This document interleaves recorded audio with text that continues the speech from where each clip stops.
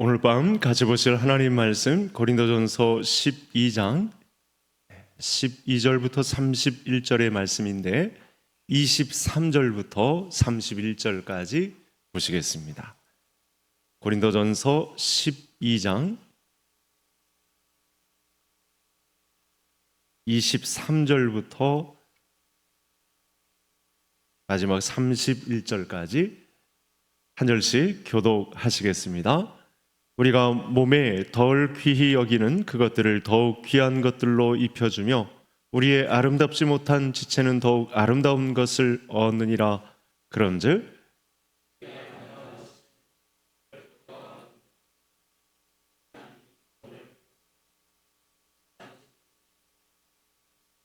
몸 가운데서 분쟁이 없고 오직 여러 지체가 서로 같이 돌보게 하셨느니라.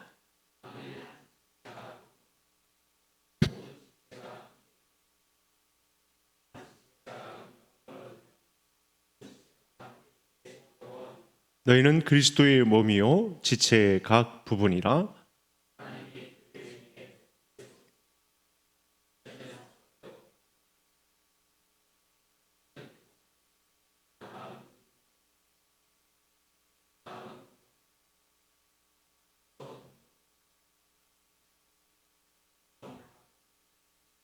다 사도이겠느냐? 다 선지자이겠느냐? 다 교사이겠느냐? 다 능력을 행하는 자이겠느냐?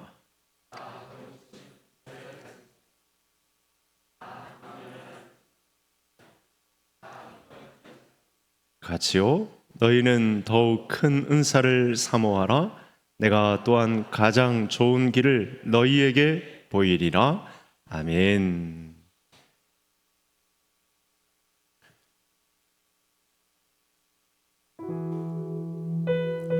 주 아버지 하나님을 찬양하겠습니다.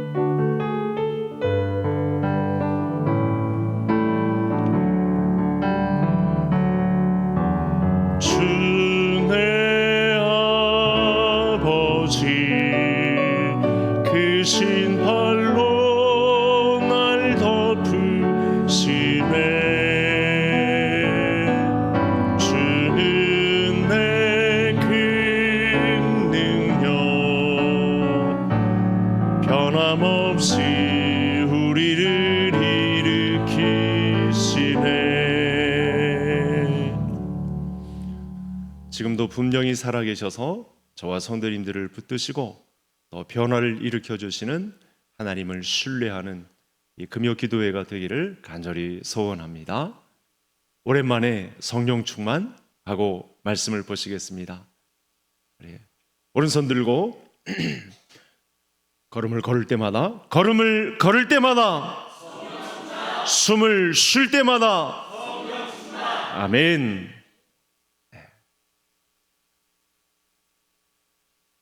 고린도 교회는 많은 문제를 안고 있습니다. 현대 교회에서나 일어날 법한, 오늘날 교회에 이런 문제가 일어났다 싶으면 너무 당황스러울 만큼의 엄청난 문제들이 있습니다. 그리고 그래서 갈등하고 있습니다. 서로 시기하고 질투하고 있습니다. 그 질투의 끝이 어디냐면 세상 법정까지 가는 일입니다. 그래서 성도 간에 소송까지 걸린 그런 문제가 있습니다. 좀 순화해서 그렇지 더 문제를 헤집고 들어가 보면 사실은 밝히기도 힘든 그런 문제가 교회 안에 숨어 있습니다. 성경은 성도가 교회에 복종해야 한다고 가르칩니다. 오늘도 그 말씀의 연장선상에 있는데요. 예수님은 형제가 어떤 죄를 범했을 때 권면하여도 듣지 않으면 교회에 말하고 또 교회의 말도 듣지 않는다면 예수님이 이렇게 말합니다. 마태복음 18장에서 이방인과 세리같이 여기라.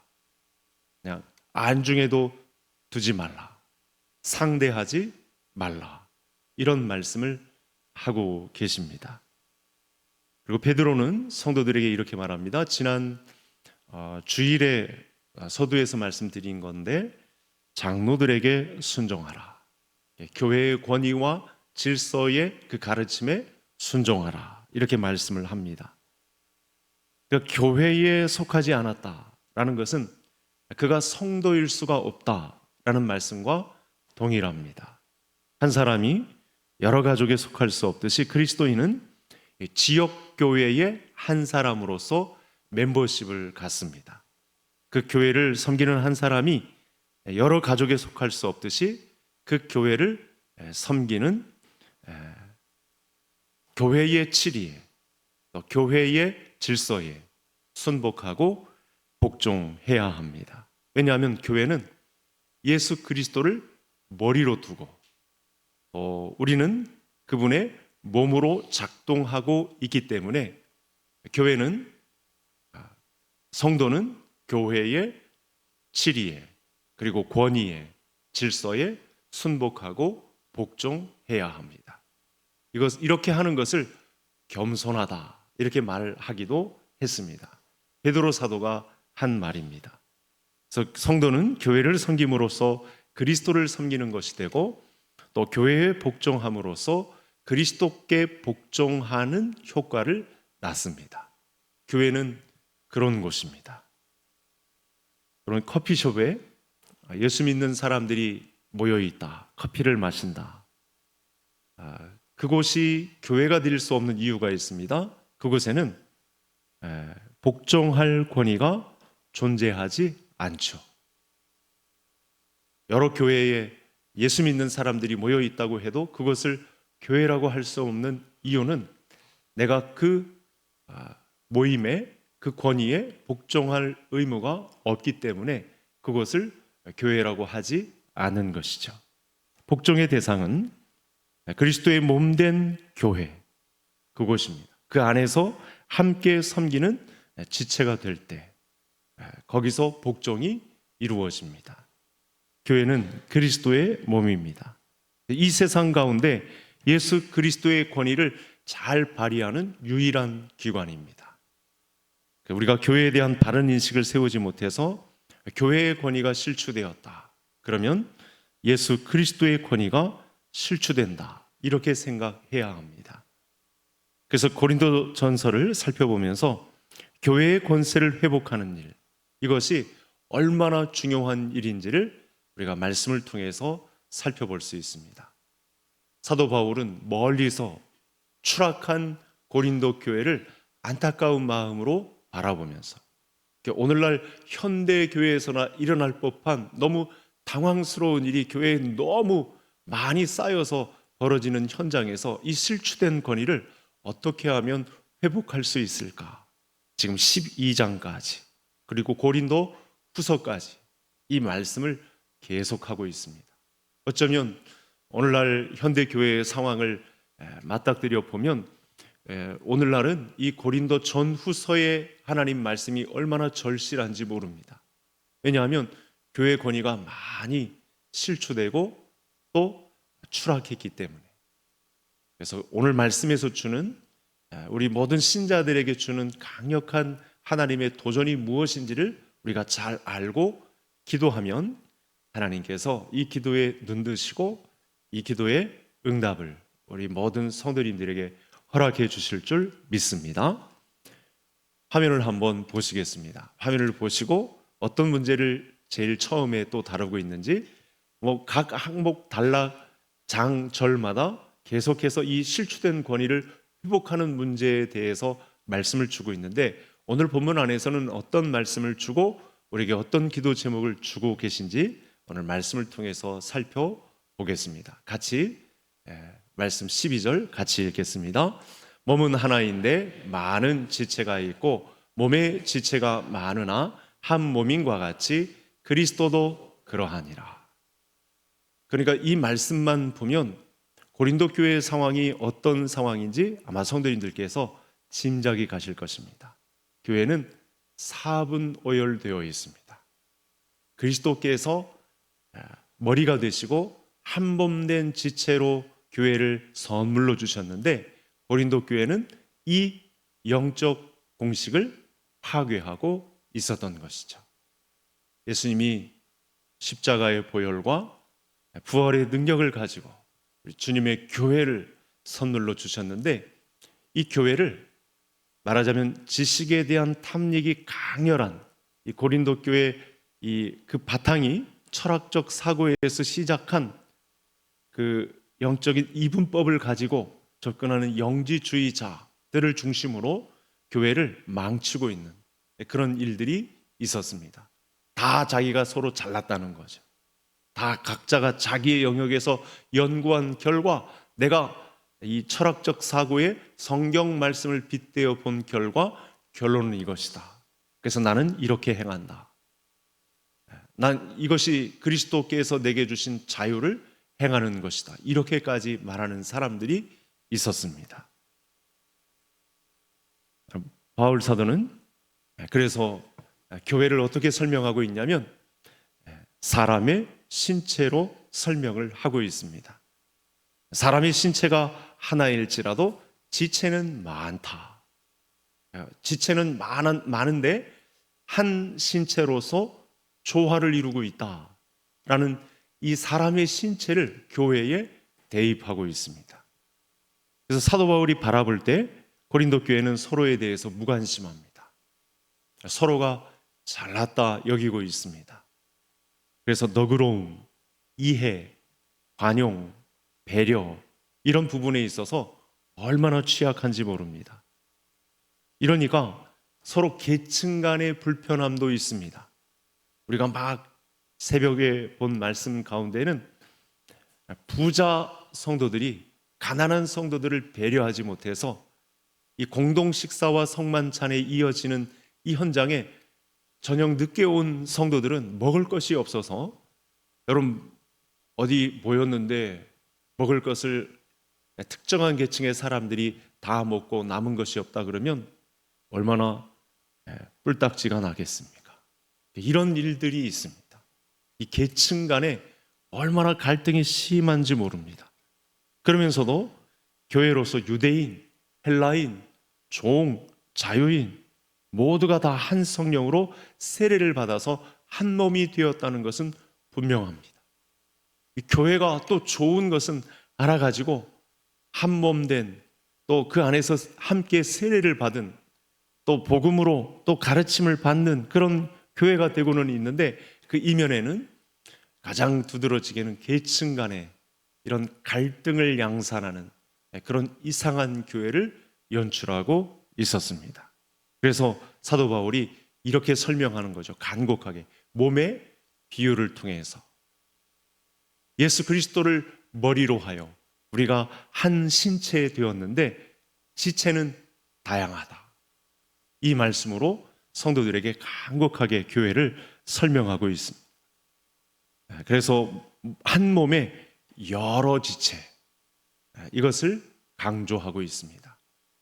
한 몸에 여러 지체들이 있는데 지금 모두가 다 사분 오열되어 있고 하나로 조화되지 못하는 그런 일들이 있었습니다. 서로가 다 자랑을 삼으려고 하니까 다 암흑의 정욕으로 또 육신의 정욕으로 다 묶여져 있으니까 다 제각각 따로 노는 그런 교회가 되어 있었습니다. 그래서 우리가 혈통과 어떤 신분, 출신에 상관없이 다 한 몸에 붙어 있는, 발이든 손이든 눈이든 입이든 코든 다 한 몸에 붙어 있는 지체로서 조화를 이루어야 한다라는 말씀을 주고 있습니다. 다시 고린도 교회 내에서 여러분, 이 고린도 교회 성도들이 제각각 다 한 사람 한 사람 다 뛰어나다 보니까 오늘날 우리가 감당할 수 없는 이 은사들이 오늘 본문 안에 즐비한 거 아시죠?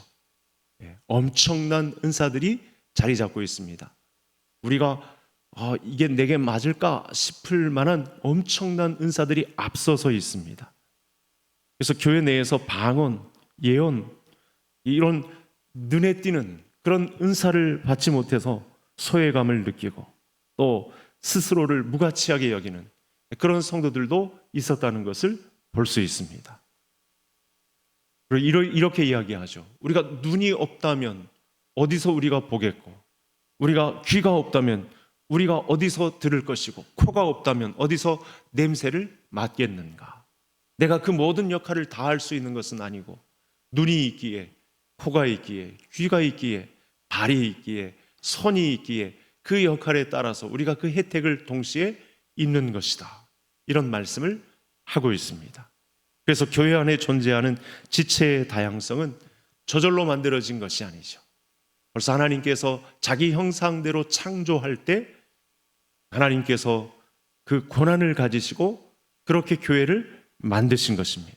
하나님이 원하시는 대로 각 지체를 각각 그 몸에 두신 대로 우리가 우리의 몸을 보듯이 한 몸 안에 여러 지체가 있듯이 교회 안에 예수 그리스도를 머리로 해서 각 지체로 함께 작용하는 조화로운 공동체를 허락하셨다라는 말씀을 주고 있습니다. 그래서 한 지체만 있는 몸을 우리가 상상할 수 없다. 한 귀만 존재하는 몸은 절대로 상상할 수조차 없다. 손과 발만 붙어 있다고 해서 그것을 온전한 신체라고 할 수가 없다. 여러분들 각자가 엄청난 은사와 달란트를 가지고 우리로선 상상할 수조차 없는 엄청난 하나님의 능력을 받고 있지만 이것이 한 가지로 묶이지 않으면, 조화를 이루지 않으면 아무 소용이 없다. 이렇게 말씀을 주고 있습니다. 그래서 사도 바울이 이야기하는 교회관이 있습니다. 저를 한번 따라 하시겠습니다. 다양성 속의 통일. 그것입니다. 우리가 자칫 우리가 하나님의 말씀을 바로 받지 못하면 그 다양성 속에 작용하는 나만의 비밀을 간직하고 이걸 교회의 유익에 내놓지 않고 자랑하고 내 것으로만 만끽하려고 하는 그런 유혹이 있다는 거죠. 고린도 교회가 그런 양상을 보인 것입니다. 그러니까 성도들끼리도 소송까지 가는 거죠. 서로 비방하고 시기하고 비호하고 하는 일들이 펼쳐진 것입니다. 그런데 교회는 그런 것이 아니라고 합니다. 다양성 속에 한 신체에 지체가 있다는 것은 다양성 속에 통일을 이루는 것이 교회다. 이렇게 말씀을 주고 있습니다. 이 크고 비밀한 교회의 비밀이 오늘날 우리 개성교회에 그대로 적용되는 은혜가 있기를 간절히 소원합니다. 그래서 누구든 교회 안에서 자기의 자리와 자기의 역할이 아닌, 자기의 자랑이 아닌 하나님의 그 주권적인 결정에 의해 머리 대신 예수 그리스도의 선도하에 조화로움을 이루는 그런 공동체를 이루어야 한다.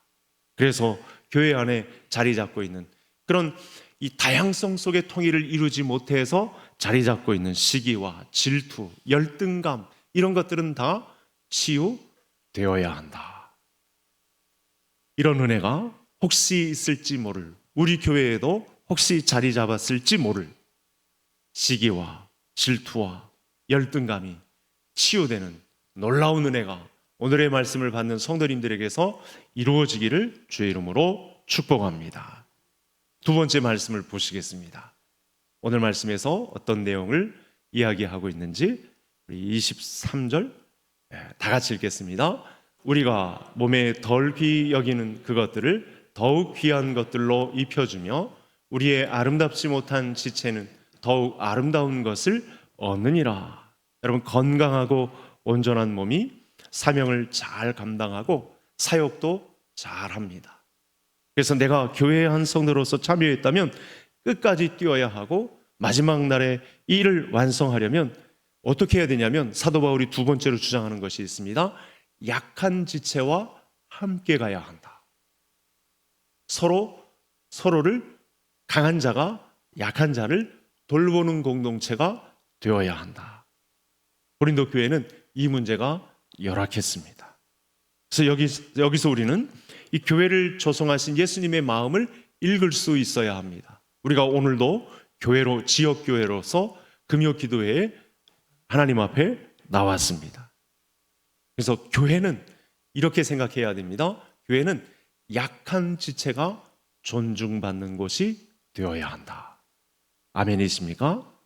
그러려고 우리가 교회를 선물로 주신 하나님 앞에 예배의 현장으로 나온 것입니다. 약한 지체가 존중을 받음으로 교회의 완성이 이루어짐을 보는 것. 그것을 이루려고 우리가 교회를 선물로 받았다는 사실이죠. 고린도 교회의 취약점, 여러 가지 분석이 있는데 결국은 하나인데, 이런 문제가 있었습니다. 약한 지체를 우선적으로 돌볼 때 몸이 고르게 자라게 되는 것이죠.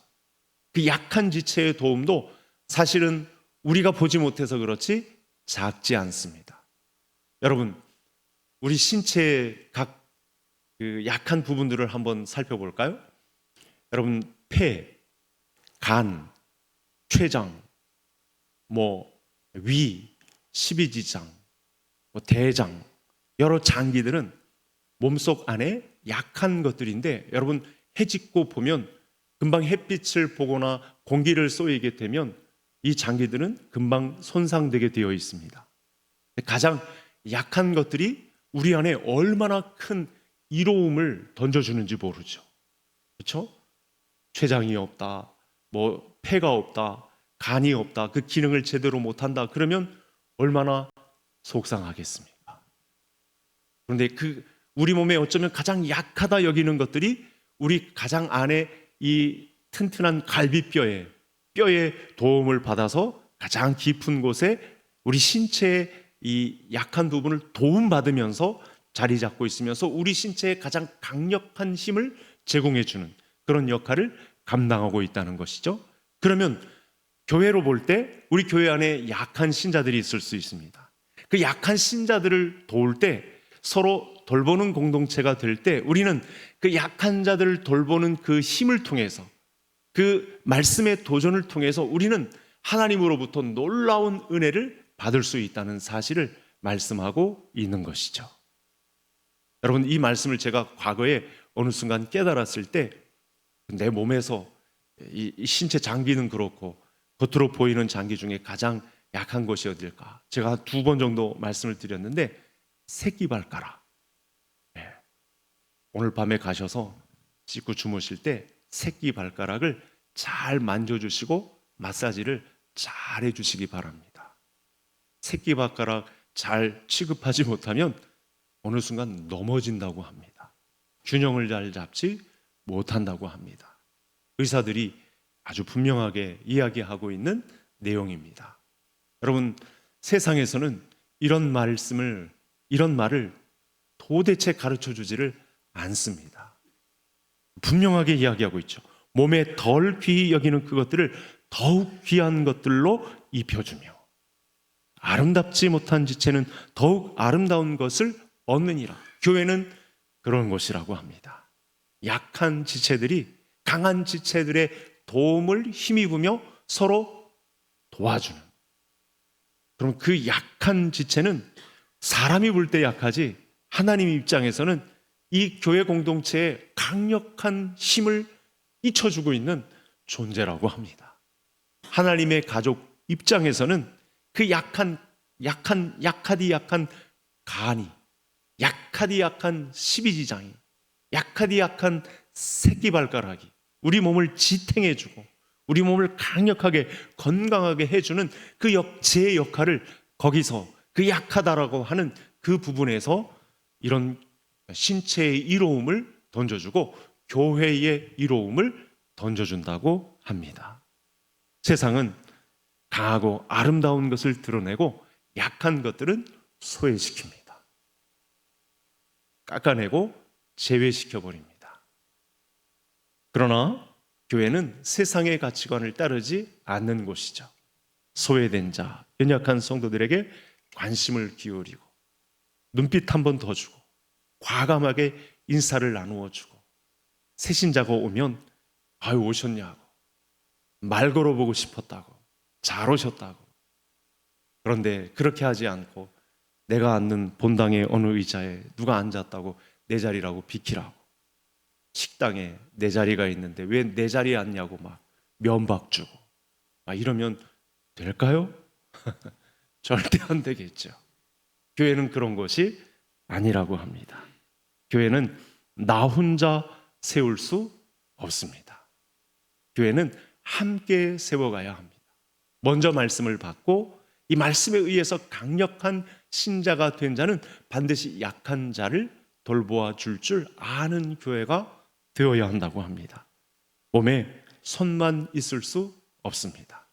몸에는 발도 있고 코도 있고 팔도 있고 입도 있고 서로가 다 여러 지체가 다 있어야 서로가 존중케 되는, 서로가 지의 기능을 발휘해서 하나님께 결국은 영광이 되는, 그 약한 자를 도와준 결과 그 약한 자가 하나님이 보시는 가장 강력한 자였음에 우리가 그 강한 자의 혜택을 받는 곳이 교회라고 하시네요.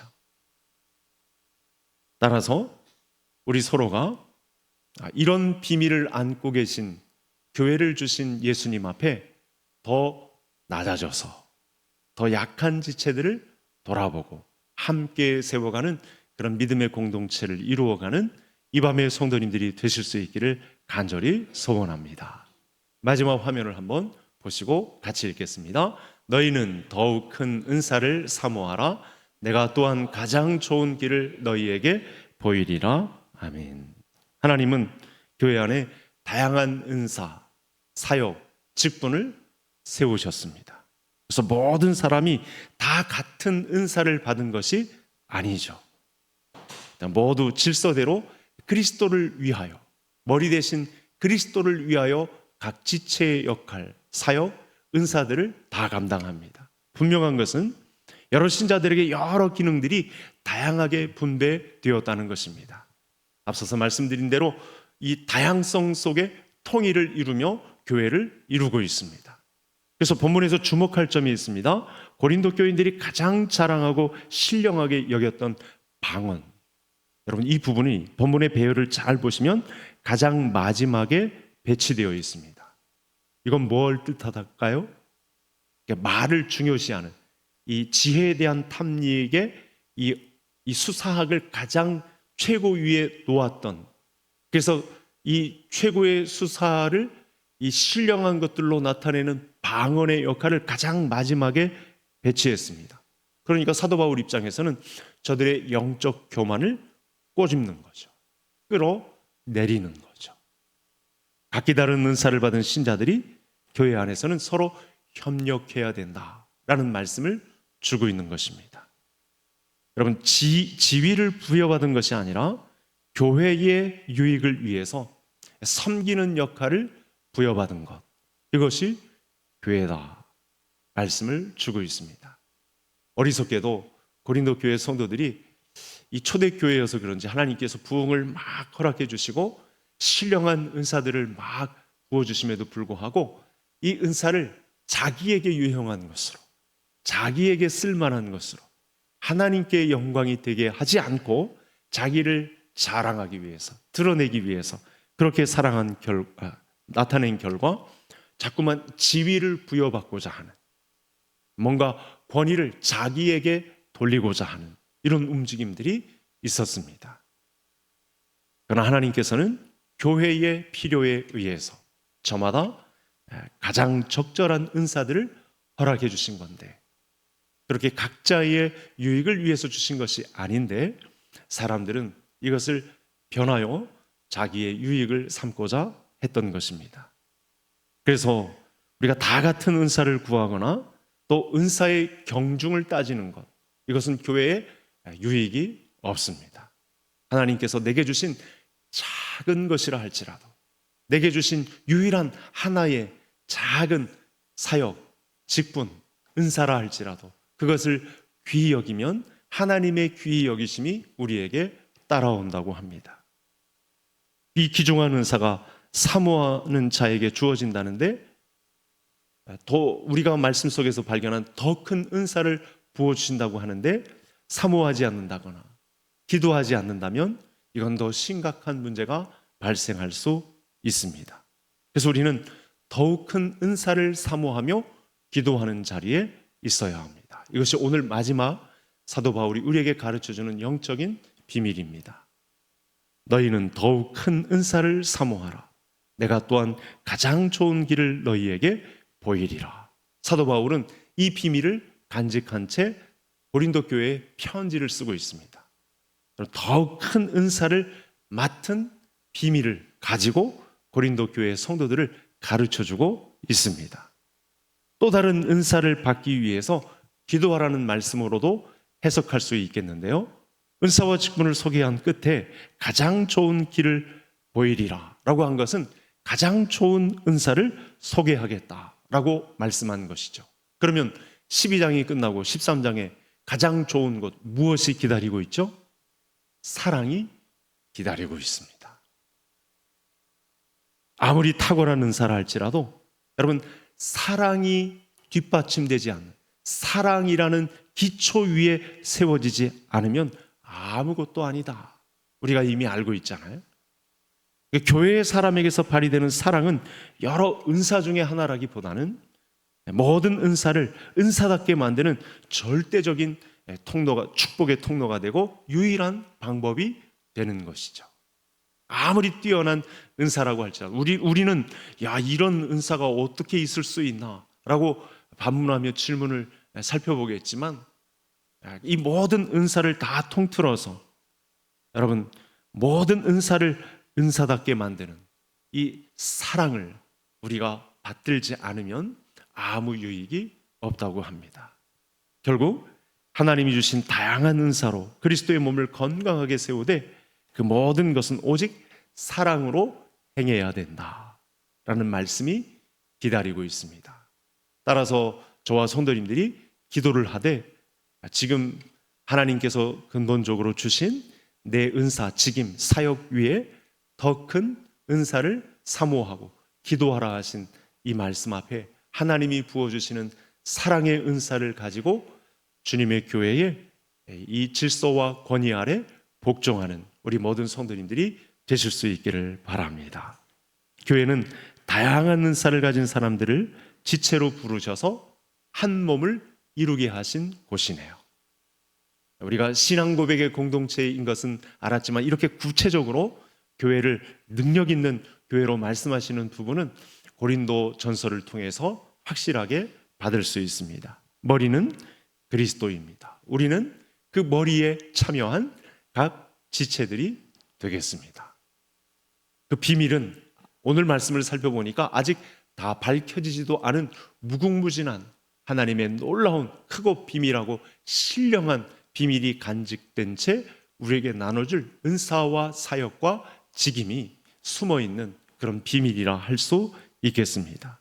그래서 우리 모든 지체들은 머리 대신 예수 그리스도의 지시를 받아야 합니다. 오늘 최소한 3가지로 말씀하신 이 내용들을 잘 새겨야 합니다. 다양성 속에 통일을 이루는 방법, 우리 속에 가장 약한 자가 하나님 입장에서는 가장 강한 유익을 우리 공동체에 끼칠 수 있는 이기에 우리는 약한 지체들을 돌보는 일에 집중해야 된다. 뿐만 아니라 더욱 큰 은사를 사모하고 사랑이 밑바탕된 상태에서 은사와 직임과 사역을 감당하는 것이 교회의 사람이다 라는 말씀을 받들어야 하겠습니다. 여러분, 우리가 잊지 말아야 할 것은 우리 교회의 모든 지체들은 다른 지체를 다 보호할 수 있도록 서로를 위해서 응원하고 기도해주고 또 지지해줄 수 있도록 그런 기능들로 엮어져 있다는 사실을 오늘 말씀을 통해서 깨닫게 됩니다. 따라서 서로 비난하지 말고 갈등 구조에 엮이지 말고 각각의 은사를 인정하고 열등감도 갖지 말고 서로의 은사를 지지해주고 그리고 다양한 은사 속에 더욱 큰 은사인 사랑을 가지고 행할 수 있는 그런 교회를 이루어 나가는 그런 성경적이고 건강한 교회의 주인공들로 자리 잡는 우리 모든 성도님들이 되실 수 있기를 주의 이름으로 축복합니다.